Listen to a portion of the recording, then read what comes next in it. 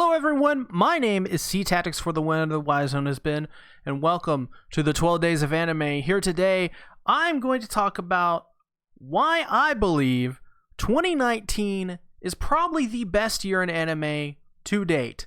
Now, this is going to be like a little bit of a live commentary, a little bit unscripted, and as you can see right here, we have a Mal page up, and we're just going to go through these seasons, and I'm just going to show you all of the great anime that came out this year, and as you can already see, there's 6 of them that are pretty dang great at the top here, so I want to go over most of these anime, and at the end, basically give you reasons why I believe this is going to be probably the best year in anime when all is said and done. It's also a very surprising year, because as we start off, Doboro here is a little bit of an interesting one. Doboro is, I wouldn't say the best anime ever of all time. It definitely has flaws. I do think that 8.24 score is a little too high. I would say high 7s, maybe even an 8. I can make an argument, but 8.24 is a little too high for me. Doboro is an Osamu Tezuka manga. It originally got an adaptation in the 60s, but this new adaptation was pretty popular, fairly popular, and that's also very surprising because it was on Amazon Prime. But the reason I want to bring up Dororo is because there's a trend this year. There's a trend that I love, and that is bringing back old classics and giving them new adaptations. And while they may not be the most perfect adaptations, at least they're still happening. And Dororo, as I said in my video, how Dororo is a good anime that could have been great, is just that. It's a good anime that could have been great, but it's still very good and a very enjoyable anime. So I definitely think that one is worth mentioning.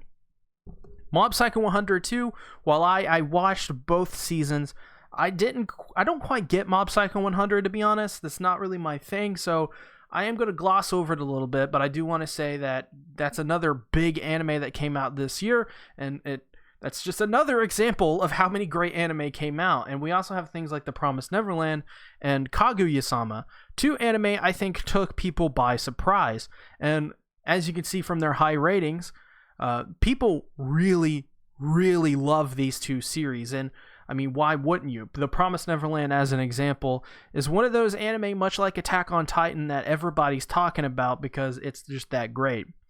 As for the Shield Hero, a lot of people write off the Shield Hero as something boring, it's another isekai, but it's actually really freaking good, and I think that 8.1 rating could even go a little bit higher.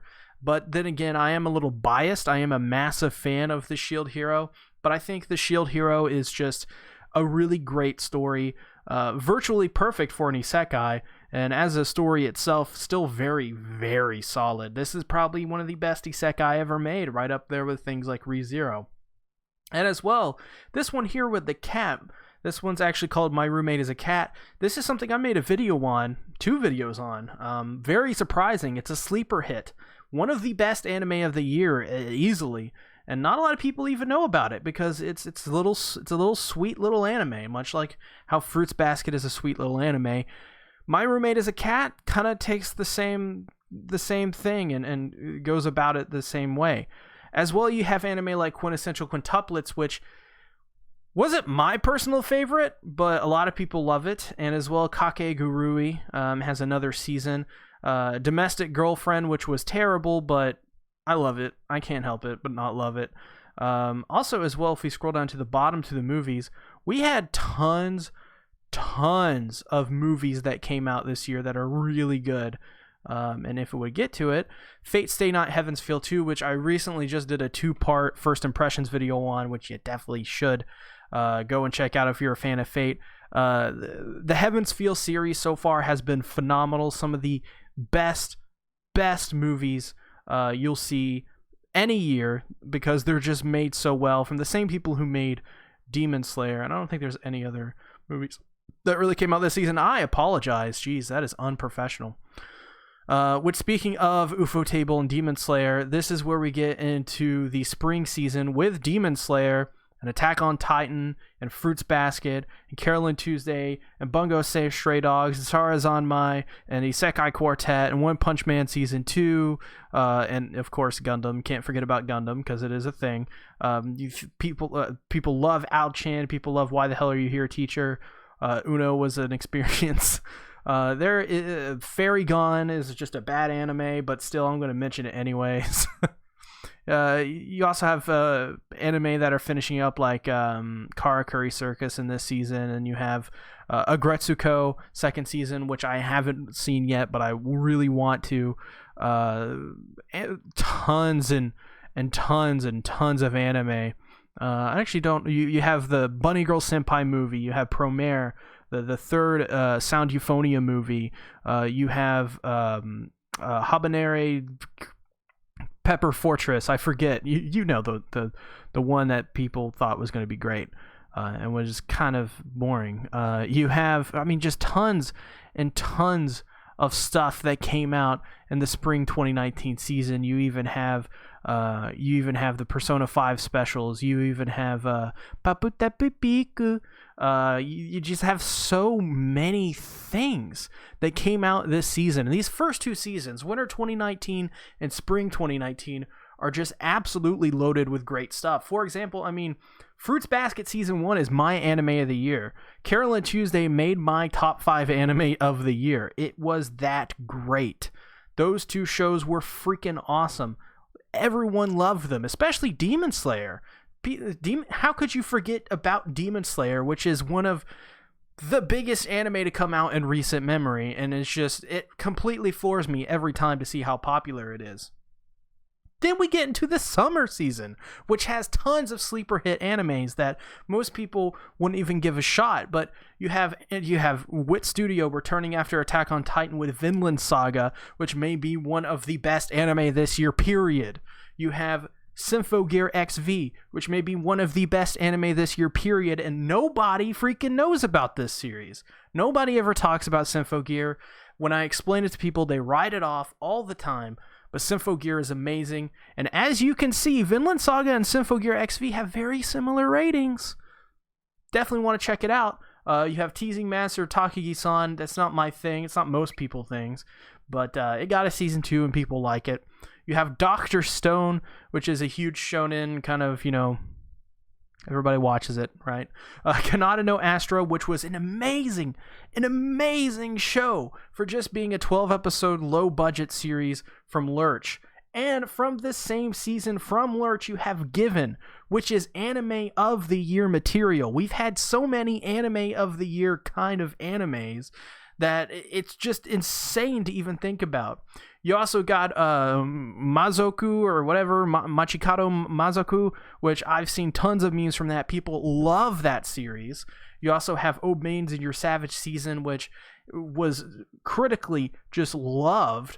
You also have Lord El Meloy II, which was a great addition to the Fate series. You have Fire Force, which is bad. You have Dumbbell, the Dumbbell anime, which everyone loves to meme about. People are very entertained by. You have more Danmachi. You have Copcraft. Scrolling down into the continuing series, we still have Kimetsu no Yaiba, Fruits Basket, and Carolyn Tuesday. We still have Gundam going on this year. Going down to the movies. Let's get down there. Come on. OVA movies. We have Tenki no Ko. We have the Konosuba movie. We have some Violent Evergarden stuff down here, and we have also the first Legend of the Galactic Heroes movies, and also another free movie. This is just if you're not already seeing how great this year is, I don't know. And then we move on into fall 2019, where we have Beastars. This is the current season we're in, by the way. We have Beastars. We have Boku no Hero Academia returning. We have Food Wars. We have Fate Grand Order. We have SAO coming back. We have Psycho Pass 3, Babylon, Oresuki, Ahiru no Sora. We have No Guns, No Life, as I love to call it. We have Chihaya Furu Season 3. We have Kabuki Cho Sherlock. Fairy Gone Season 2, if you like that. We have still continuing series from Vinland Saga and Dr. Stone, and even Black Clover is still in there. I mean, it's just incredible. We have the last 2 Legend of the Galactic Heroes movies. We have another Cloverworks film. We have Frag Time. We have Sora no... that one, another Cloverworks film. Black Fox. Who could forget Black Fox? And we also have just tons and tons of just great series like this. I mean, this whole year was just, I mean, you look at it on paper, it was amazing. Absolutely amazing. So I have to ask you guys, what do you think about this year? Is this the best year in anime?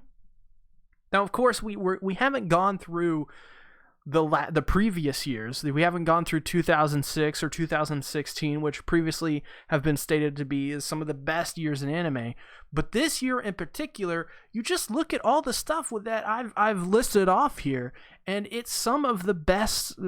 I mean, it's flabbergasting how many great series there are this year. There is something for every single person who is into anime to watch this year. There will be a potential anime of the year candidate for someone this year. There will potentially be an anime of the decade, or an anime, one of their favorite anime potential series this year for someone. I mean, Vinland Saga is one of my favorite anime probably of all time. Promise Neverland definitely is. Fruits Basket definitely is. Fruits Basket is my number 1 anime of the year. Promise Neverland and Vinland Saga are my number 2 and number 3 anime of the year.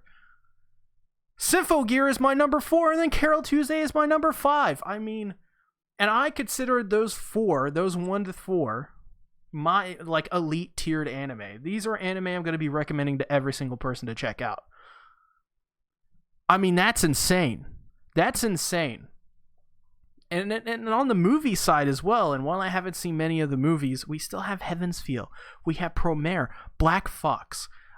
We have Bunny Girl Senpai movie. I mean, we have so many great films coming out. Konosuba movie. Come on.